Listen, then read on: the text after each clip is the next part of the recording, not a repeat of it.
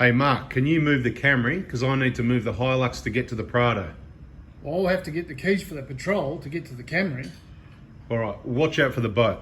Hey everybody, Anthony and Mark at 4x4 diesel. Yeah, we're having a crack. Anyway, we're DIY suspension install, and Mark's done a few Prados now and a little bit on Hiluxes as well, yeah? Yep. So what we're going to do, we're going to have a look at this suspension install, see, well, in the end, we might see if anything's gone wrong, have a bit of a look around, but because you've done a few, you've probably done it better each time, and you've only done it a few times. So see if there's any tips for the DIYs and any improvements where maybe made mistakes the first time or didn't quite pick it up, and let's try and work out what went wrong and do it easy the first time. And there's a couple of different ways to do things, so we're going to talk about that. So this is a, what year is this? 2010 150 Prado with a Dobinson suspension kit we supplied in November 23 with the discounted price.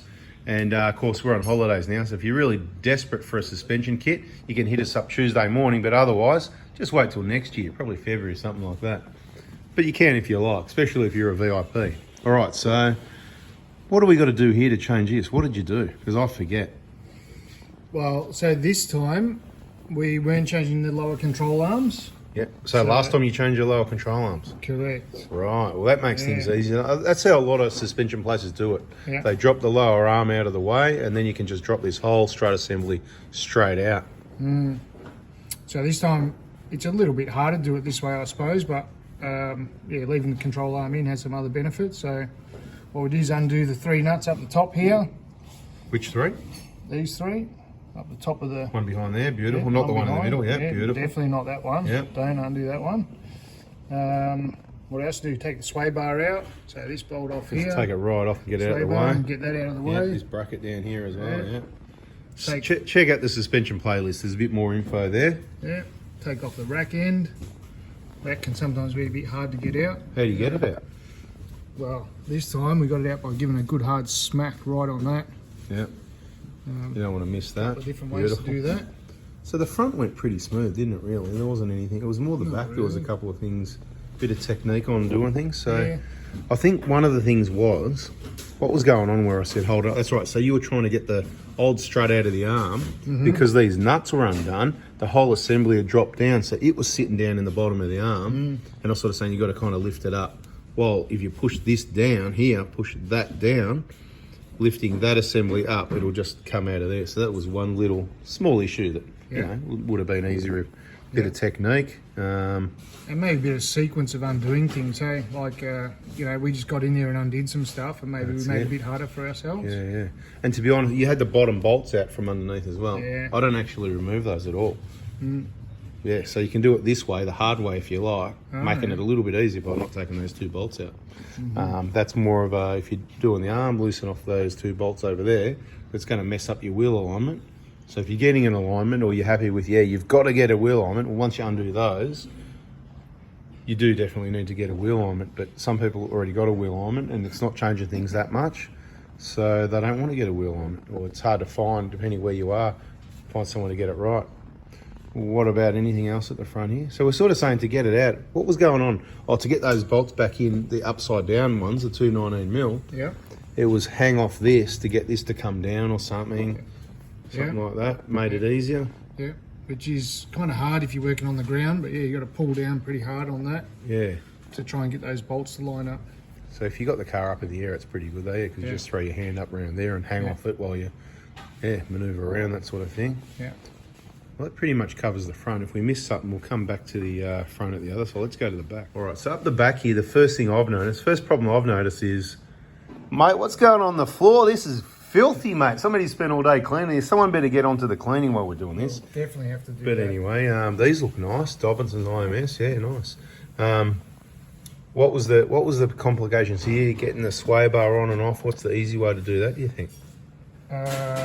Do we have to take the sway bar off or not? Because so what happened was, I think, the stock springs, they came out before you even had the sway bar off, because they're a bit smaller, so you don't come out, stock springs in and out, no problem. But then you were trying to put the springs in and hadn't, got to that sort of step of taking that out yet.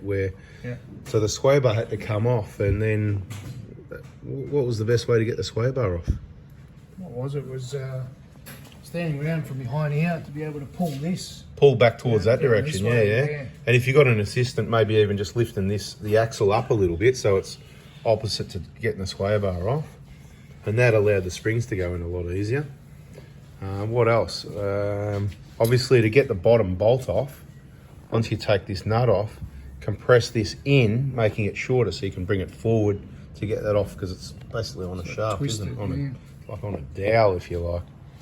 What The else bolts was for going the on? brake lines. Yeah, got to up take the there. brackets off. They're up there somewhere or something, aren't they? Yeah, brake line and ABS line. What other complications, anything that happened that better the second, third, fourth time around? Any tips for anyone? Don't forget to tighten up that bolt when you put it back in. Tighten up this. Make sure these are all sitting in the middle washer there. Should be sitting in a little locating hole. Make sure the springs up the top there, wherever they are sitting located properly. Definitely like the first time I did it, we didn't compress the strut trying to get it in, and that The was shocker's all Oh, sorry, the shocker. That's it. So yeah, that was a good tip for this time. I just push down, Just push it compress down, and then shortens it, go in, and then you yeah. can manoeuvre it out. Yeah. All right, let's go to the other side, see what we can think of. All right, around this corner, surely we'll think of some other. Sway bar. Yeah, look, when you're jacking the diff up a little bit, do one side at a time, because if you do the middle, you might lift the car off the hoist, and that wouldn't be good because it will go sideways and it might fall off.